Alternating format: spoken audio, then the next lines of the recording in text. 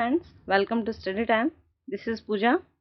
अभी तक हमने क्लास 11th की आर्ट एंड कल्चर के 4 लेसन कंप्लीट किए हैं। आज हम करेंगे लेसन नंबर 5, प्रवृत्ति, भित्ति चित्रण और परंपराएं। प्रवृत्ति, भित्ति चित्रण और परंपराएं। स्टार्ट करते हैं। अजंता के बाद भी चित्रकला बहुत कम पुरा स्थल बचे हैं जो कि चित्रकला की परंपरा में पुनर्निर्माण के लिए बहुमूल्य साक्ष्य प्रस्तुत करते हैं। यह भी ध्यान देने योग्य बात है कि प्रतिमाएं अत्यधिक पलस्तर और रंग रोगन की हो गई थी। गुफाएं खोदने की परंपरा भी अनेक ऐसे स्थानों पर चलती थी जहां मूर्तिकला और चित्रकला दोनों का एक साथ उपयोग होता रहा था।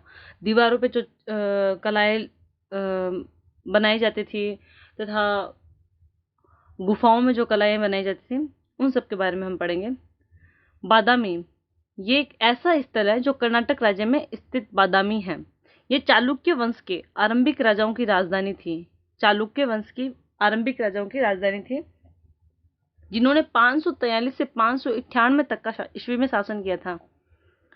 आरंभिक राजा का शासनकाल 543 से 498 के शासनकाल के अंतर्गत इस कला का विकसित किया गया था।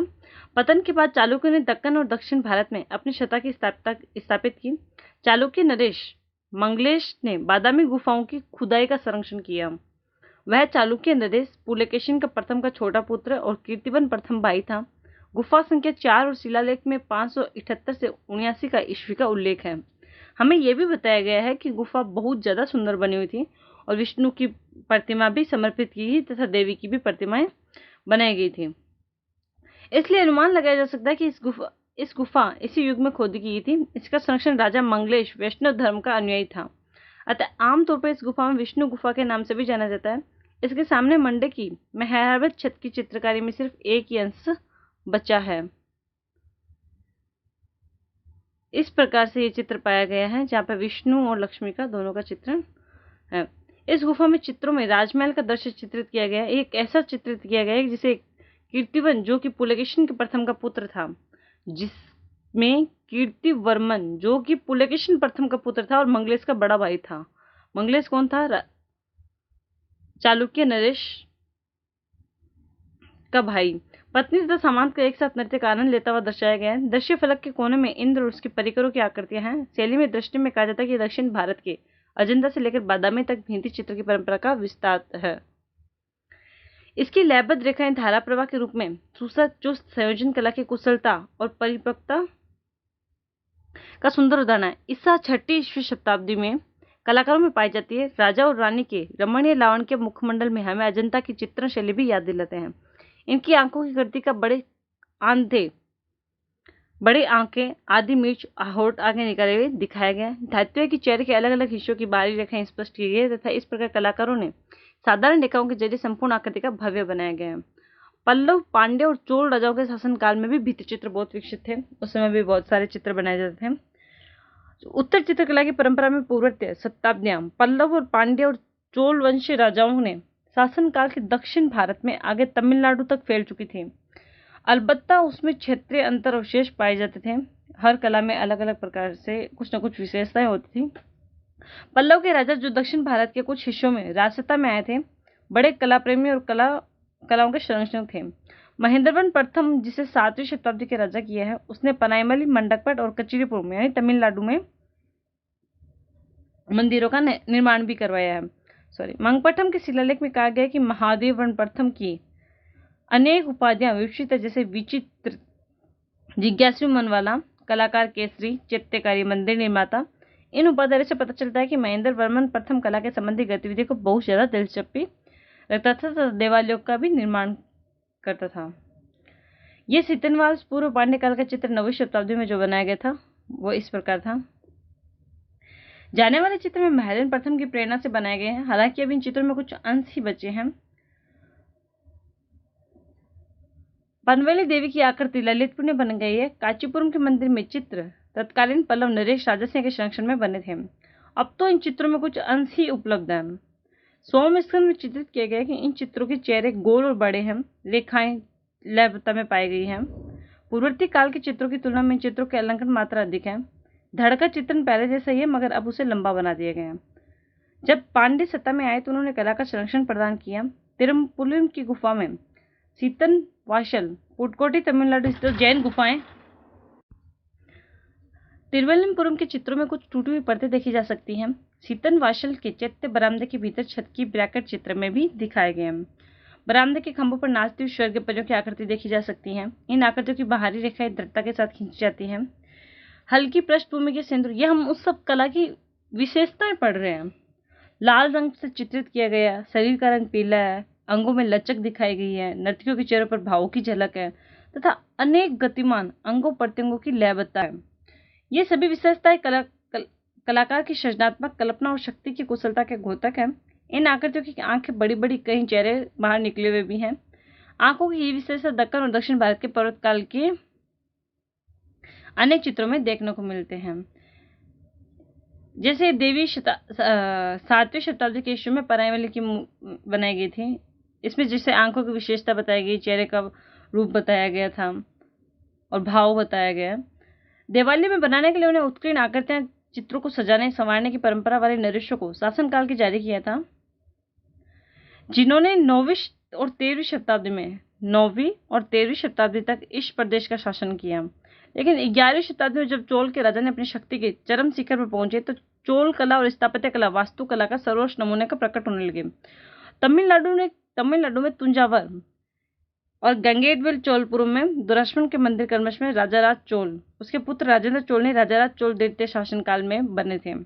वैसे तो नर्तन मलई को चोल काल के चित्र देखने को मिलते हैं, पर सबसे अधिक महत्वपूर्ण है कि ब्रह्मदेश्वर मंदिर तंजावुर में पाए जाते हैं। तमिलनाडु चित्र देवालय के संकीर्ण परिक्रमा पथ की दीवों का चित्रण किया गया है। इन्हें खोजने पर पाया गया कि चित्रकारी की 2 परतें थीं। ऊपरी परत 16वीं शताब्दी के नायक काल में चित्रित की गई है, जबकि इन चित्रों को सतह में साफ किया गया तो चोल काल के नमूने सामने आ गए। चित्र में भगवान शिव के अनेक व्याख्यान के रूप में कैलाशवासी शिव, त्रिपुरांतक शिव, नटराज शिव के साथ ही संरक्षक राजाराज चोल, ये विशेषता है इसकी, कुरवर और नृत्य आदि चित्रों को भी दर्शाया गया है। विजयनगर के भित्ति चित्र,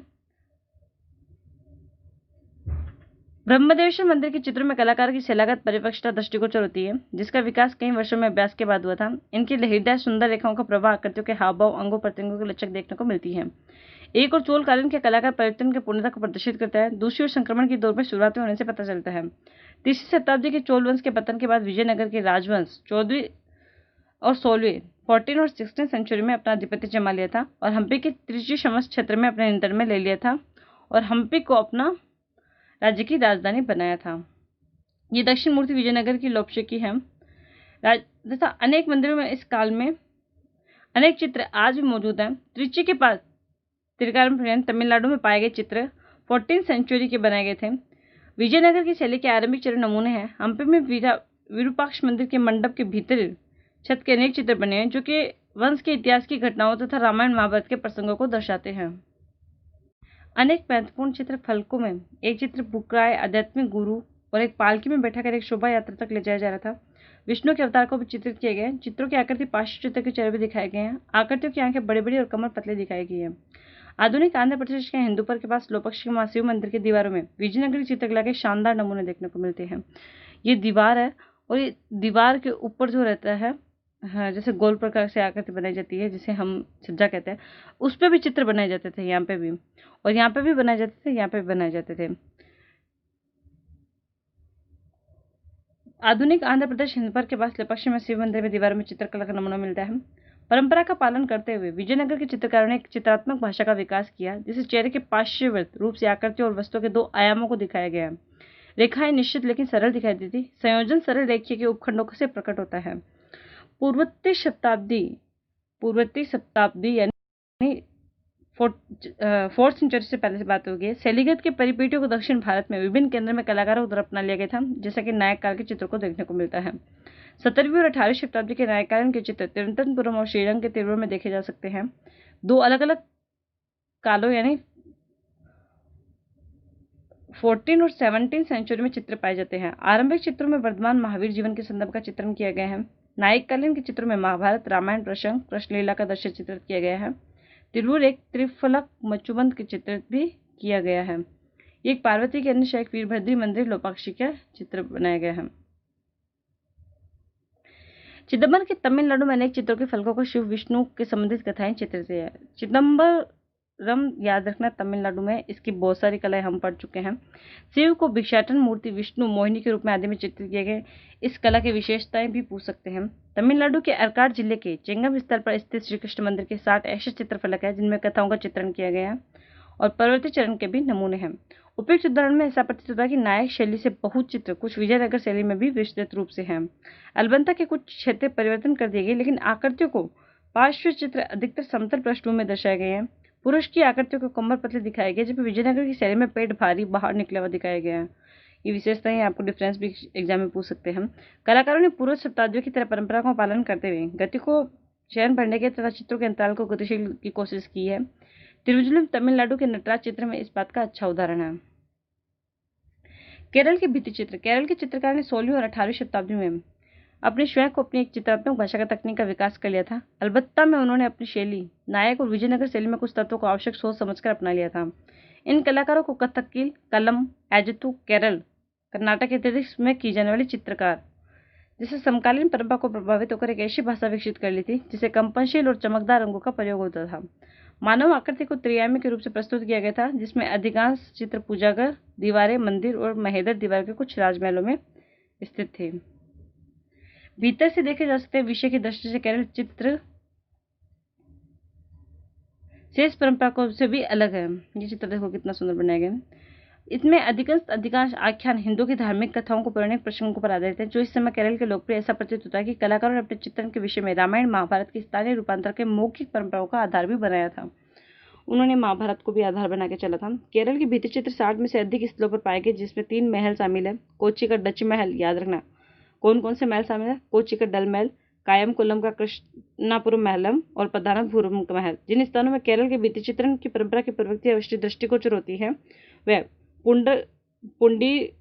पुंडरीकपुरम कृष्ण मंदिर, पनायरकावु, त्रिकोथनियाम और तिप्राम श्री राम मंदिर के त्रिशूर वडक्कुनाथक मंदिर। आज भी देश के विभिन्न भागों में ग्रामीण अंचल के घरों में हवेलियों के बाहर दीवारों को भित्ति चित्र बने हुए देखे जा सकते हैं, जिन्हें प्राय विधि विधान तथा त्योहार के महिलाओं द्वारा बनाया जाता है।